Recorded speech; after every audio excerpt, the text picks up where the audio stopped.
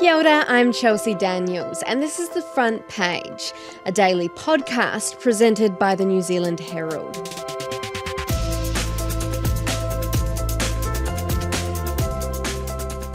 You may have heard something recently about the Epstein files. Nearly 6 years after the disgraced financier and sex offender Jeffrey Epstein died in prison, he has once again become the centre of political controversy in the United States. It's after the Justice Department decided not to release more detailed records from the Epstein investigation, with Attorney General Pam Bondi concluding he did not leave behind a so-called client list. But that hasn't stopped the avalanche of speculation and major Maga infighting over the apparent lack of transparency. So, has there been a major cover-up?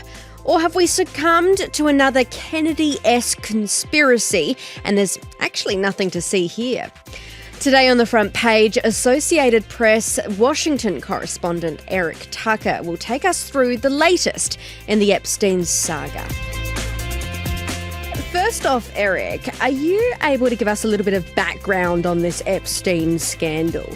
Sure. So Jeffrey Epstein was a very wealthy New York financier who had connections with really significant powerful people in the United States, both political figures and celebrities.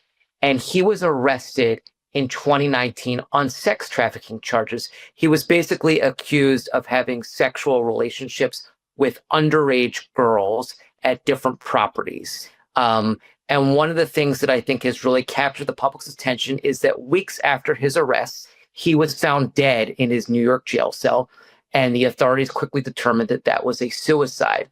But there have been, in the ensuing years, all sorts of theories and questions as to whether or not, in fact, it was a suicide, and conspiracy theories have sprouted around that. And then there have been questions about who exactly his friends were and who might have traveled with him and who might have engaged in any kind of similar activities as Mr. Epstein.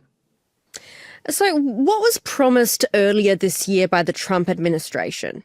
So the Justice Department and the FBI had committed to releasing the investigative file from the Epstein case. This is actually something that Donald Trump, who is himself an associate of Jeffrey Epstein, had talked about on the campaign trail. And this was a pledge that we had heard repeatedly from Attorney General Pam Bondi. In February, she was asked in a Fox News interview whether it was true that she was going to release the quote-unquote client list. And she nodded her head and said that was sitting on her desk. Releasing the list of Jeffrey Epstein's clients? Will that really happen? It's sitting on my desk right now to review. That's been a directive by President Trump. I'm reviewing that. I'm reviewing JFK files, MLK files. That's all in the process of being reviewed because that was done at the directive of the president from all of these agencies. She has since said that she was referring to the entire Epstein case file as being on her desk. And so the public, over the course of several months, began to anticipate that there was likely going to be significant revelations that were going to be released by the federal government. Right. Now, a lot of names in this case aren't household names in New Zealand. So can you tell me who the main characters are in this case? So Pam Bondi is someone who had been the Attorney General of the state of Florida. She is a Trump loyalist. She had actually defended Donald Trump in one of his impeachment cases here in the United States. And she's very close to the president. Kash Patel is somebody who is a sort of bombastic podcast presence, former federal prosecutor. And Dan Bongino is a former Secret Service agent who came as a deputy director. Now, to understand the anger that's happened in certain conservative circles and supporters of Donald Trump, it's important to note what these three people had said in the past prior, in some cases, to them joining the government. So Kash Patel and Dan Bongino, the two leaders of the FBI, are two people who had openly promoted some of the conspiracy theories that are really driving the narrative.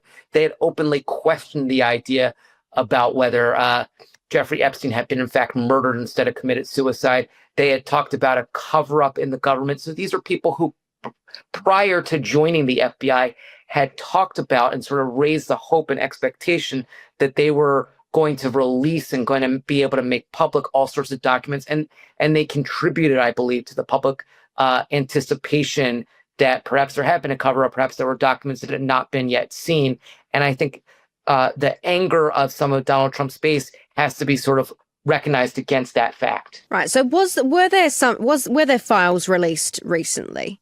So the only thing that was released, the only thing sort of fairly new, was a recording of Jeffrey Epstein's jail cell. And the recording was meant to definitively put to rest any suspicion about the circumstance of his death. But even that contained a missing minute that fueled conspiracy theorists that perhaps the Justice Department was still holding on to something that it should have released.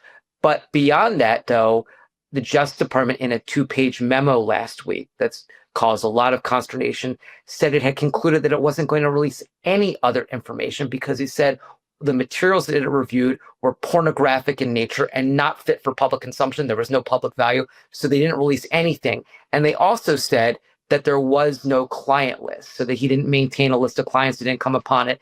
And again, this is something that when you think about the Attorney General Pam Bondi's earlier comments back in February, she had sort of promoted the idea that such a client list existed. So again, we saw lots of anger after that revelation. Right. So we don't know whether there is or isn't a client list. Everyone says that there isn't, but there may be. I mean, what do you reckon, Eric? So we're still trying to report out exactly what happened. One thing I should note is that FBI and Justice Department investigators, many of them were pulled off of their day jobs during the last several months to review all sorts of records of related to the Epstein case file. So there's no question there's a lot of documentation. There's a lot of paperwork. There are a lot of documents and records and information that the public is not seeing, separate and apart from whatever pornographic information the Attorney General is talking about. And we're not seeing any of that. Now, is it possible that something could be released later? I suppose that's possible. But President Trump has taken a really specific stance on this. He has really sort of come out in support of the Justice Department and their decision. And he has shut off questions about Jeffrey Epstein. He said it's time to move on, time to turn the page. He's thrown his support fully behind Attorney General Bondi. So he's made it clear he's done talking about it, as has the Attorney General. So clearly the Justice Department is really trying to move forward away from this. How big of a blowback is there right now in MAGA world specifically? It's pretty big, I have to be honest. It's just a red line that it crosses for many people. Jeffrey Epstein is literally the most well-known convicted pedophile in modern-day history. This is something that's been talked about by many people serving in the administration, myself, and many others on the right and the left, of there needing to be transparency of the rich and powerful elites that were in his circle while he was just one of the worst serial abusers of young women. I see political figures from both sides of the aisle demanding more transparency. That seems a bit unusual on this side of the world. The likes of Marjorie Taylor Greene and House Democrats agreeing on something. Does that happen often? It does not happen often, not in this polarized climate in Washington at all. And it's sort of hard to explain. It's easier to understand a little bit the perspective of the Trump supporters who believed and sort of had held the expectation that their own Justice Department, the people who they had supported, were going to release this information they had wanted. I think Democrats now are suspicious as to what is in these files that the Trump White House and the Trump Justice Department isn't allowing into the spotlight. One of the things that's worth noting is that this Justice Department had talked a lot, this FBI in particular, had talked a lot about transparency and accountability. That's been sort of those are buzzwords from Kash Patel and Dan Bongino. And so there are people who feel sort of let down that this is not an example of transparency or accountability.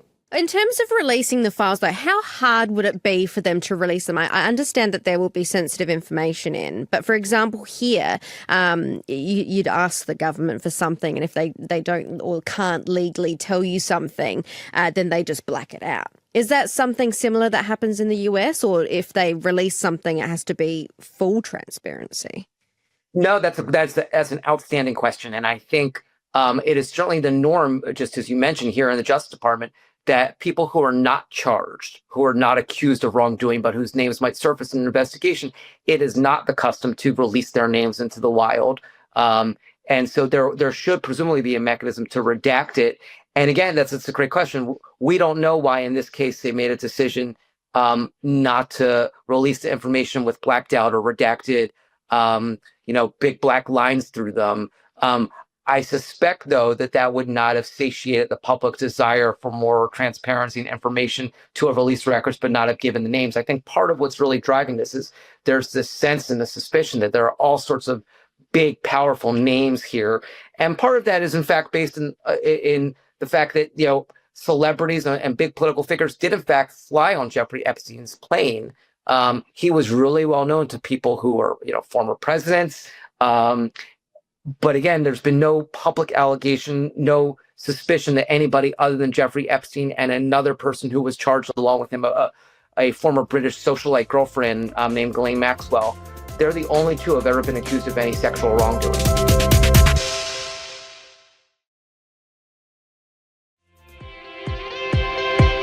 People are saying that the Maga base are mad at Trump. Is that actually the case, or is that kind of, I suppose, the mainstream media finding something controversial to talk about? I think that the brunt of the anger is falling on the leaders of the FBI and the Justice Department. I do think there's anger at Trump and sort of confusion as to why Trump, who had promised on the campaign trail to promote the release of this information, is suddenly not releasing it. There is anger, but I do think we're hearing more anger directed at Kash Patel and Dan Bongino and Pam Bondi. Mr. President, I know you've urged people to move on, but I'm curious, why do you think your supporters in particular have been so interested in the Epstein story and so upset about how it's been handled? Why do you think that is? Why they would be so interested. He's dead for a long time. He was never a big factor in terms of life. I don't understand what the interest or what the fascination is. I really don't. And the credible information's been given. Don't forget, we went through years of the Mueller witch hunt and all of the different things, the Steele dossier, which was all fake. All that information was fake. But I don't understand why the Jeffrey Epstein case would be of interest to anybody. It's pretty boring stuff. Do you think that this will have a lasting effect on Trump's legacy, I suppose? But he is quite quick to sweep things under the carpet, isn't he? It's hard to say. The news cycle in the United States moves very quickly these days. I think there's no question that the Epstein story has had staying power, though. It's captured the public's attention for years in some ways. And this is sort of an example of what has happened when people who have promoted kind of, frankly, conspiracy theories and uncorroborated thoughts prior to arrival in government are now suddenly in the positions of power where they can deliver on those pledges to, dismantle the deep state or unlock the secrets of the deep state. And so that anger has sort of built up and surfaced, and the story has had legs.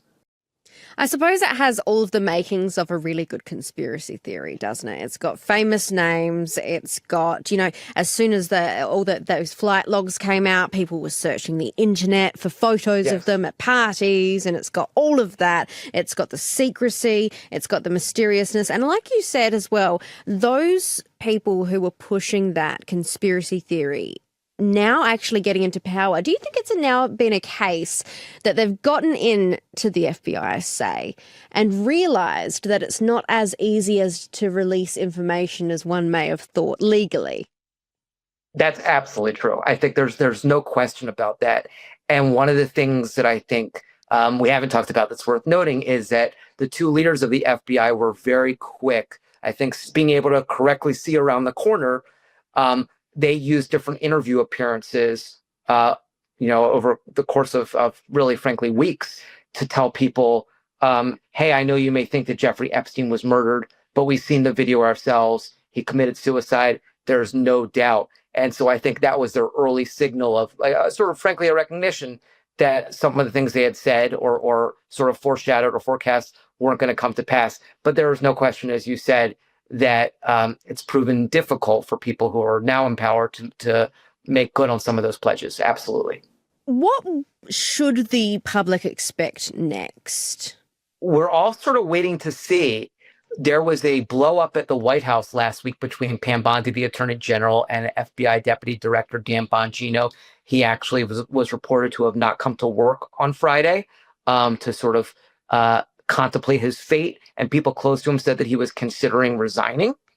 But he's apparently back at work. So we're waiting to see how that shakes out. But obviously, this has dealt a blow to the relationship that he has had with his boss, Pam Bondi. So that's going to be one dynamic to watch. There are other people and sort of far-right conservative internet personalities and public figures who have posted online without any corroboration. They have spoken to their sources who say the Justice Department is poised to rethink its position and that more information could be disclosed in the coming weeks. We have no indication that's true, though, and the Justice Department is preparing to go back on its earlier position. We have no reason to think that that's true, but it's, again, building anticipation. It's been 6 years since Jeffrey Epstein died. Do you reckon this will be the last that we hear about him, or is this turning into a kind of JFK is the moon landing real situation? Are we still going to be talking about this in like 5 decades' time?